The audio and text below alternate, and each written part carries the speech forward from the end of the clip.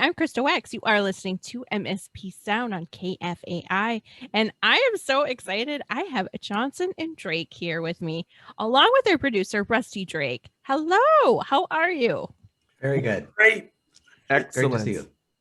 Wonderful. It's great to see all of you. So why don't we all take a second, if you want to introduce yourselves, a little mini bio, whatever you do within the band. We kind of talked about it a little bit before. And go ahead. We'll start with you, Tom. I'm Tom Johnson, and I'm a musician and a composer, and have been all my life.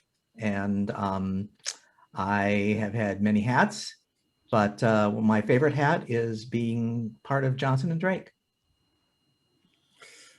Yep, and I'm Guy Drake. Tom and I started this band together when we were in high school. I think that was somewhere around, I always get the Revolutionary War and the Civil War mixed up. It was one of those two. It was right during that time. And we just have kept that thing going, ever since. But we were doing a lot of touring and recording during the 70s and the 80s. And right now we're back again because we rediscovered a bunch of lost music that we had from back then. And we've been releasing it this year, bit by bit, and that's going to be continuing on throughout the year. And we've just been having a great time revisiting our old music and writing a whole bunch of new music. We have 66 new songs since this all started. Unbelievable. Are you serious? Serious. And they're good. Every single one. Yes. Yeah, we got into it. We still are. Rusty, how about you? How do you fit in here? Right. So I'm Rusty Drake. I'm Guy's son. I'm a lifelong fan of Johnson and Drake. Grew up listening to them play and record as a kid, was always a fan. And right around the time this project got started, I was enthusiastically encouraging the guys to basically get their old music somehow in digital format so we could, have it for posterity. And at the time, the story really really got going, and we ended up with a proper budget to work on these projects. We found a bunch of old tapes. I came on board as a producer to help me really see the whole project from point A to point Z and to actually help produce the music. Wow, that's incredible. Yes. So what we are all dancing around at the moment is there's a newish album coming out from Johnson and Drake.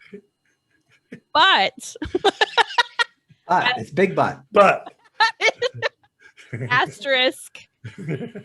This was recorded back in 1975. Right. Okay. Right. Yeah.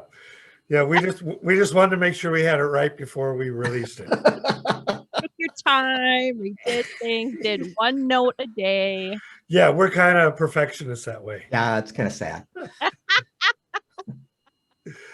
Yeah. Well, I know this is a story, and tell us how we got here now. I know, I feel like that's a loaded question too. So why did it take so long for this album to come out, guys? Tell me. Well, we had released an album in 1973 called Carry It On that was made, did very well, and they sent us out on the road, our management company. And we just toured all through 72, 73, 74, 75 and promoting that album. And then as during that time, we just kept writing new music. And when we would get a chance, if we were back in town, we'd book a studio somewhere and grab the band and run in and record this new music that we were writing. And we were really excited about it because it was a different direction for us. And we felt it was, much closer to who we were kind of as people in so many ways, musically and lyrically and all of those kinds of things. Mm-hmm. And the record label just didn't really see it that way. Because it had a lot of we were really like our heads had been turned into the whole area of social justice. So here you got an album in 1975 talking about people being gay and talking about just relationships and racial segregation and ageism. And they were going, whoa, time yeah, out. they're like, we're just looking for like sex and drugs, and you can write about that, and like 3 chords is plenty, and A love song's okay, but do you have to talk about divorce? yeah, really, there's a whole song in there about a divorce. I mean, come on, but it's a breakup song, right? That's a classic. Yeah, isn't it? it is. It's It just is, absolutely. yeah. So anyway, and then while we were kind of going back and forth with them about all of this, sort of things just with our management company and our record company and everything just sort of started falling apart for a number of reasons, and the whole project just got shelved, and then it vanished. Just I didn't have a copy of it anymore. Tom, you said that you did have a copy of a couple of the songs. Yeah. But basically, it was just gone. And then the place where we had the originals stored, they threw out everything in their warehouse, all of the tapes in their warehouse. And ours were some of those. And so we just thought this album was gone forever until we found this final mix that we had done of it back in 1975. It was over 45 years old. Up in Guy's attic. Right. Not quite final. Not quite final. Not quite final. It was the final then. It was an interim. It was missing some key parts. Definitely. It had piano, it had drums and bass, it had no guitars, didn't have backing vocals, did have lead vocals, and it didn't have any other instrumentation. So we actually went back into the studio, got the old band together, and finished the album. The step one was fix the tapes and restore them and get them back to sounding usable, and then getting new tracks recorded and then mixing it all together with the goal of making it impossible to tell which tracks were recorded in which year, even though some were from 1975 and some were from 2018. And we did add new tracks. We decided that we needed to add a couple of vocals here and that kind of thing. And I'll never forget the time that we're in the studio, back in the studio now, Guy and I, and we're laying down the backup vocals on one song, and here we are singing, and we've been together, but it's like we haven't really sung together. It's like, so we're doing this thing. It's like, oh my God, we actually sound like Johnson and Drake. We actually sound pretty much the same. We That's pretty cool. We didn't think that would work. We recorded the lead vocals in 1975. We're like, the background vocals are going to sound like something from another planet, and it was just, there we were. It's like, oh, well, okay then. Yeah, okay. And then we added some strings and a guitar, wonderful guitar. So right, and completed it. Yep, remixed the whole thing, and I'm really glad because it's really I think, and I don't want to speak for everybody, but I think it's our favorite album. It's just a lot to say. It's, you have a lot of albums out. This is the one that really means the most. So It's really exciting to have it out. Yep. Partially because we thought it was lost and it's been found, it's just like, it's so precious, but also not having heard it for so many years, you kind of wonder, at the time we recorded that, I was so proud of this music. I was so happy with what we were creating. I was so turned on by the direction that we were going with everything.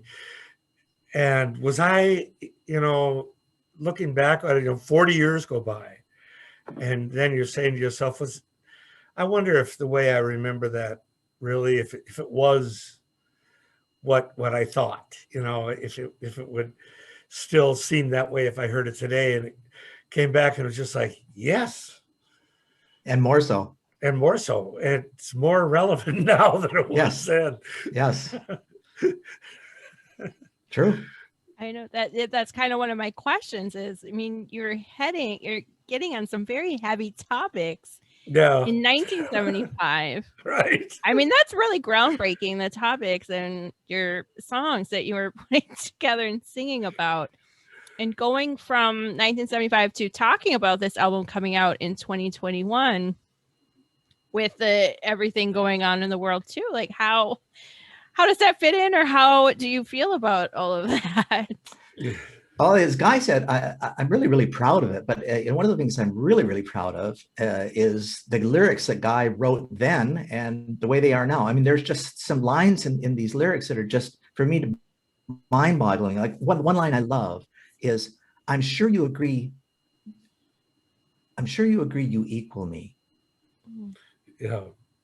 And it's like, what a way to say it to somebody. It's like, wow. Yeah.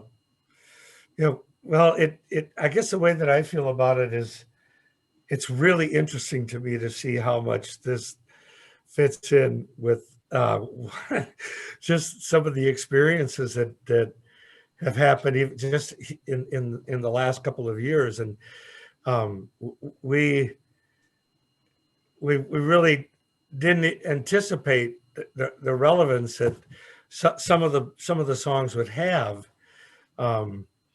This there's a song called "Searching for Some Peace," and the main chorus is just, I'm searching for some peace, but it's hard to find it. I don't know why. I've got tension to release, but because I'm a lesser person in some men's eyes, and it just goes, and it cycles that through four different ways. First, from the standpoint of a woman, and then from the standpoint of like a long-haired, rock and roller, and then like an old man, and just different perspectives of people searching for some peace. And the last line in the song which is said by the grandfather is, you'll find discrimination 10 million ways besides black and white. And it's like, oh yeah, we've discovered all kinds of new forms of discrimination just in the last couple of years. Very well said. Because we're so inventive as human beings, we can go way beyond black and white. Absolutely. And it's interesting because as we're writing this music, we'd written "Searching for Some Peace," and then I'd written this kind of music to. I think I wrote the music first to this one. I wrote because the song, but it was sounding kind of too much like "Searching for Some Peace." It was like too similar. It was like, wow, this isn't really going to work out. This is too similar. And all of a sudden, we just had the idea. Oh, wait a minute, let's use that. It is similar, but then the whole kind of last part of the song calls back, because Searching for Some Peace opens the album, and Migration, which is the song that ends it, it basically comes back to the grandfather. And so it's like this bookends album that just, it encompasses all of this stuff together and just summarizes it all. We wrote it when we were 21 and we're both grandfathers now. Yes, it's true. Now I've thought about that the other day. It's like, oh my God, I'm a grandfather. That's unbelievable. I'm the grandfather. Yeah, there's a line that says, I'm a white-haired man supposed to die. Yeah. Now I've turned into the white. I was in the song originally, I was the long-haired boy. Mm-hmm. Been known to get high. That's who I was back then. Yep. I've grown into the final verse of the song. Yeah, it's true. Yeah. But really, Rusty coming in and taking these, tapes that were basically in an attic for decades and just turning them into this pristine album is a major production feat. And building on your question, Krista, there's no way that, I mean, granted, I love these guys, Guy is my father, Tom is a lifelong friend. At the same time, there is no way that I would have come into this project with the energy that I did if I didn't totally believe in these songs too. I mean, they're beautiful. From the very first moment I heard them and heard these lyrics, I was like, oh my God, these still resonate. It was like, I think it was 2016, what year is it right now? It was a while ago. We It's first found 2021. these. Yeah, we first found it. It's 2016, and it was mind-blowing. Like in that very first instant, just recognizing, oh my God, these lyrics were fantastic. These are incredible. These were not only beautiful songs, beautiful compositions, but totally relevant. And as we've been working on this project, to your point, it's almost like these concepts have just become more relevant every year, which is kind of weird because you think that since they started these in 1975, maybe as a human race and as a society, maybe we would have moved further away from these things. Maybe they'd be less relevant now. Like, oh, remember back in the day when those things weren't relevant? Yes. But yet they actually seem to be getting more relevant. It's pretty wild when you think about it that way.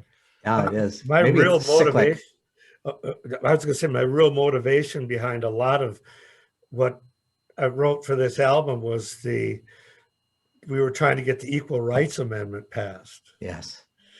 And that's how long ago it was, and it never happened. It still isn't passed. It still is never passed. Minnesota never passed it. And so a lot of the songs that were really tied to just our commitment and our wives' commitment to see the Equal Rights Amendment passed, Yeah. And who would have ever thought that 50 years later, it's like, no, we still think that men and women are not equal officially, But I'm sure you quite agree you equal me. Right. It puts it right in somebody's face saying, well, actually, I don't. Yeah, right. Yeah, forces somebody to reply. I'm better than you. Yes.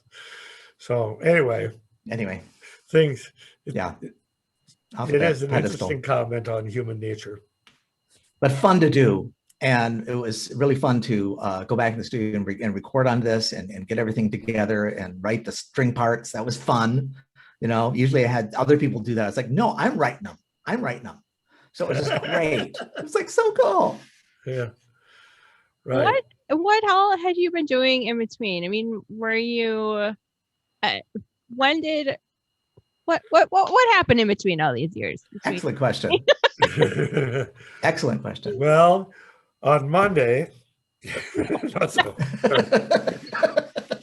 Monday, July 3rd, 1979. Yeah, right.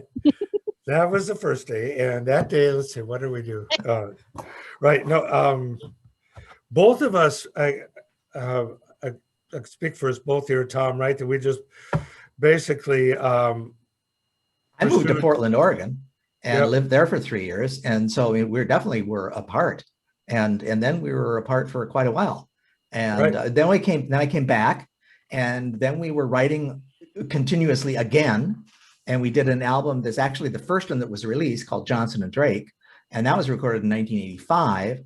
And that's very, very pop. So if you like 80s pop, that is. And so and we had a great time doing that. And then Rusty did a fantastic job of producing that, because the first rendition of that album was good, but Rusty turned it into, where did the tracks were on this album, but they weren't used. And Rusty went, why is this not being used? This is great. So it was like, yeah. So that was nice. And then we were apart for a while. Guy became a reverend. Yeah. And I worked for a music software company. And then most of those years we were just, raising kids in different cities and working our career, just working regular jobs like everybody else, just trying to put food on the table. And you may have heard this before, that it's kind of hard to make a living in rock and roll sometimes. What? Yeah, no, really. Like a lot of those guys make millions, but a lot of them don't. No way. And we didn't see.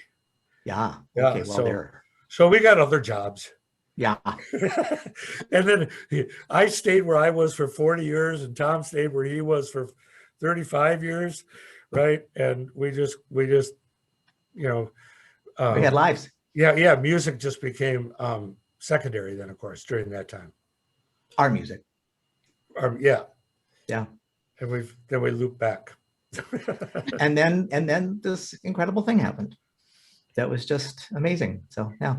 It's amazing. So when y'all recorded Migration back in 1975. Was that kind of a point where when the album when they didn't want to release it, did that kind of just lose momentum for the band as well? Yes. And the guy mentioned the fact that, again, the agency that was following us, all of it kind of dissipated at that particular juncture. So it kind of all happened at the same time. But we still, I mean, we were on the road a lot. That's what we did. So we were touring with, usually we would either front has-beens or up and comings, and then we would do all our own concerts. And the agency we were with pretty much did college. They booked lots of college stuff.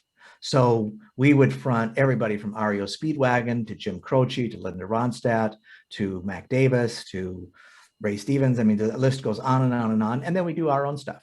5-man electrical band. Yeah, Dr. Hook and the Medicine Show. Dr. Hook and the Medicine Show. I mean, the list goes on and on. So yeah, Mason Prophet. We just toured and toured and toured, just as the guys that opened these shows, you know. We were supposed to be, we would have been on Jim Croce's plane. That would have been absolutely what we would have done, because we were touring with him continuously at that juncture. And they actually couldn't fit two people on the plane. So they asked us to stay behind, and they hired a comedian, just one person, to be on that plane. And then, of course, the plane went down, and our good friend Ken Cortese was our road manager. He passed in that accident as well. So we only took larger. If it was 400 miles, we'd drive. After that, yeah, after that, we got that, and that was a big part of your question, Krista, that you said, you know, what was the impact where the band lost momentum? Yeah. That plane crash was, it took a little while for the impact of that. We were still recording and touring and everything else like that, but after that plane crash, and we knew everybody on that plane except the pilot and the guy who replaced us, and you know, we were young. It's just so hard to process. To process a tragedy like that. We just weren't mature enough equipped. to really. We were not equipped. We weren't very equipped, and so things just sort of they just fizzled out. I don't know. How would you say it, Tom? I think that's good. I really do. I think also that we, you know, but at the same time we were maturing, so we were becoming more of ourselves. And you know, Guy has always had a very spiritual bent, and so that makes total sense that he completely immersed himself in that journey. And look where you are now, Guy. So, you know, wow. Yep. Rusty calls me Reverend Father. Yes. It's the perfect nickname. It's great for when other people are around, because I can just call him Rev. This is like Rev night nickname. Yeah. Since we work together on this, I don't have to call him Dad all the time, because that would just, everyone's, you know, it's kind of weird. Confuse everybody. Tom's a dad too. You know, Guy's not the only dad around. Rather than call him by his first name, I can call him by Reverend Father. Works out perfectly. Yeah. It's true. So that's sort of the short answer of what we did in between. Wow. Yeah. Wow. I feel like y'all should get a lottery ticket or something too, because I just feel like there's so much luck that happened. Well, there is not just like this plane crash that happened, but just some of the stuff we were talking about, you know, before we got started, where you magically found this and you magically found this, and this fell at your feet in the attic, and you know what? And then we sang, and our voices are perfect together still. Like, we still sound amazing. Like, what? Get a lottery ticket, please. You know, I hope I'm going to get some luck off of this. Yeah, we're not coolers. We'll share it with you. Yeah, gladly. Seriously. Gladly. Yeah.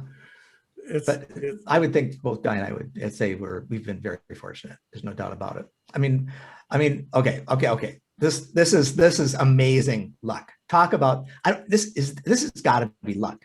So Guy and I are friends in high school, and then we decided we're going to write a musical together. And so the guy had seen, the director of the Minnesota Opera had seen it, and he wanted to do the show with us. So all of a sudden we're writing the show, and it was a thing on the book Genesis 6 with the Noah story. So we did this whole thing, and then we decided that we want to we're continuing to write songs. So then we decided that we're going to do a concert. But of course, we don't just do a concert. We have to do a concert with 2 grand pianos, an entire orchestra, 2 choirs, literally 2 choirs. One choir is really not enough. Yeah, and then it was in February. It was complete blizzard, and it's like, okay, it was just like, this is not going to work. So we had to do it the next week, and by this time we lost one of the choirs, many of the musicians, and the story goes on and on. But we actually did the thing, and then we decided, we should do this smaller. So then we rented, there was an old theater in over on the West Bank called Theater in the Round, and we rented that for 3 nights. And we did our 3-night concert there, and it was very nicely attended, and did that whole deal. It was really fun to do, but a smaller band. Still had 2 grand pianos though, and that. And then what we had it recorded the second night, and the recording studio that recorded it said, we'd like you to come to the studio and just lay down a couple of tracks and stuff. And so we said, sure, we'll go on in, no problem at all. And so now we go in and we lay down these tracks. They take us into the big office and say, we want to do an album with you. Yeah. Right. We have now done 4 concerts in our life. And all of a sudden we're doing, and we don't want to have anything to do with being your agency or being the record company, but we're going to put you in touch with people that do that. And we just want to do an album with you guys. Yeah. So you could call that luck. If that's not luck, I don't know what is. They were also really talented guys. I'm just going to throw that out there, Tom.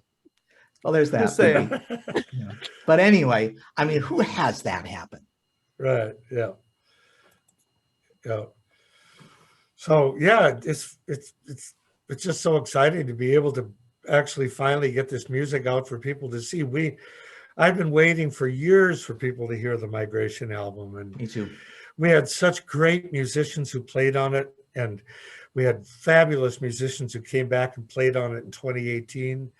The Mill City String Quartet, and Jeff Bouchier came back and played guitar for us again. He was a guitarist in the Johnson and Drake band. And I listened to the tracks just even as they are, and Bill Berg is on drums and Jimmy Johnson's on bass, and I to this day I just can't get through any one of the songs without listening to Jimmy Johnson's bass parts, because they are just amazing. And of course they toured with us, so they knew this all the time. I mean, Jim would simply he would absolutely just copy my left hand, and it was like I couldn't believe he just actually could just do that. Yeah. And it was just remarkable. And now he's James Taylor's bass player. Has been for years. Has been practically ever since Johnson and Drake. But he was like 18 30, then. 40 years. Yeah, he's like this. He's right. Yeah, So it was kind of too bad for him that he wasn't in the Johnson and Drake band all these years and had to play with James Taylor instead. Yeah. That's his loss. Yeah. But I mean, we wish him well. Yeah. I hope he's all right. We're in touch with Jimmy, and we send him the recordings, and say, hey man, here's this album that you did back when you were 17 years old. So fun. But great players. Really fun to do that. Yep. Oh.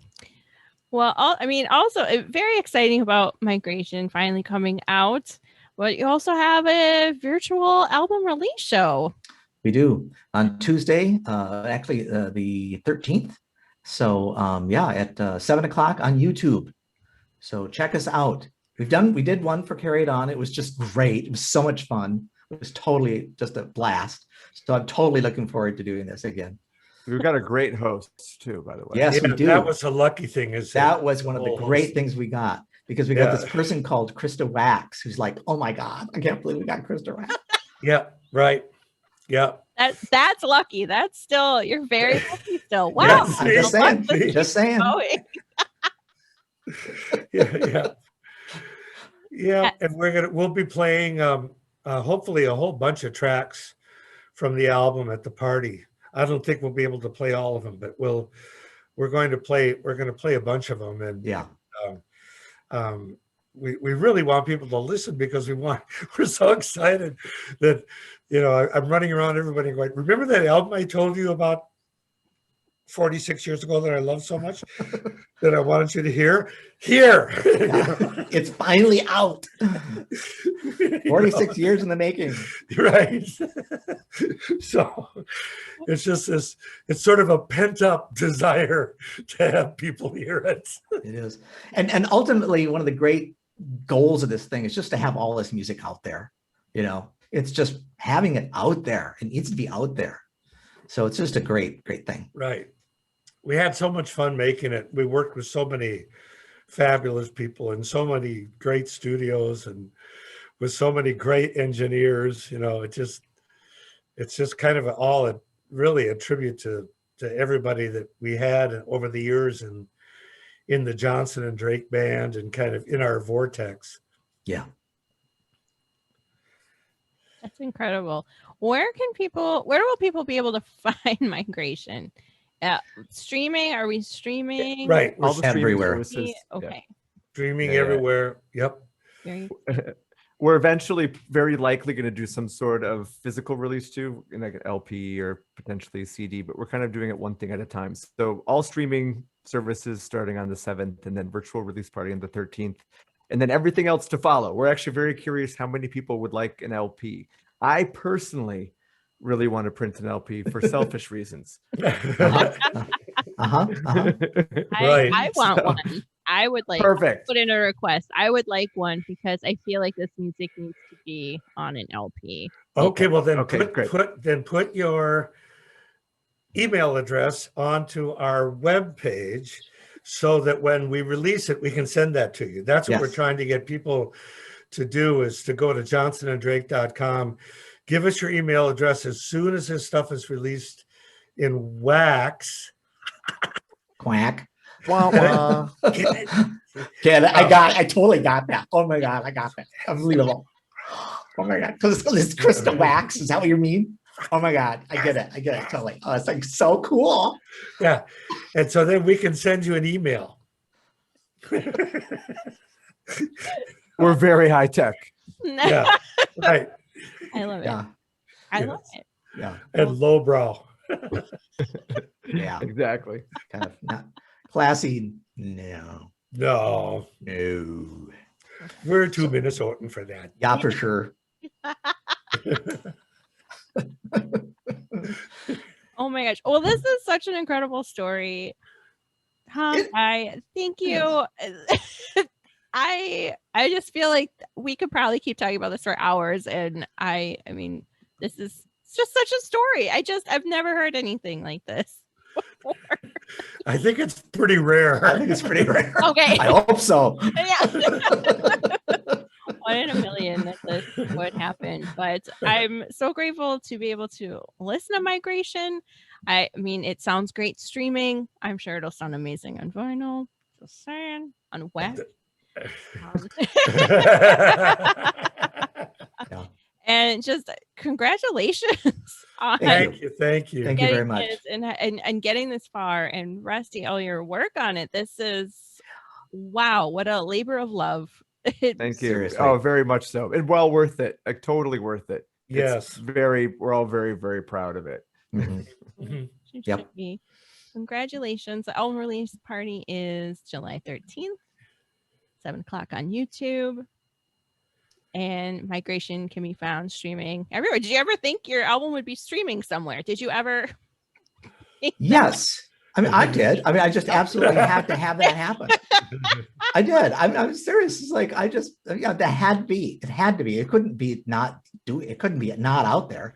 It had to Right. be out there. So that was, yeah. And ultimately, it's like, pick one goal. The one goal is have the music out there. Yeah. We just never Whatever dreamed it happens would to take it, us. it's out there. We just never dreamed it would take us 5 years to do that, because True. that whole thing came down with the Samsung commercial in 2017, and we're halfway through 2021. It's just nuts. True. And but there's always a million details to attend to. You know, it's in so many different ways. And finally, it's all come together and we can do it. We're so happy. Yeah. Well, that's incredible. Thank you so much for joining me. I look forward to chatting with you about the album in more detail at your album release show. Thanks, Mutual. Krista. We're looking Mutual. forward Thanks so to it much. too. Yep, Krista, we'll see you then. Thank you so much.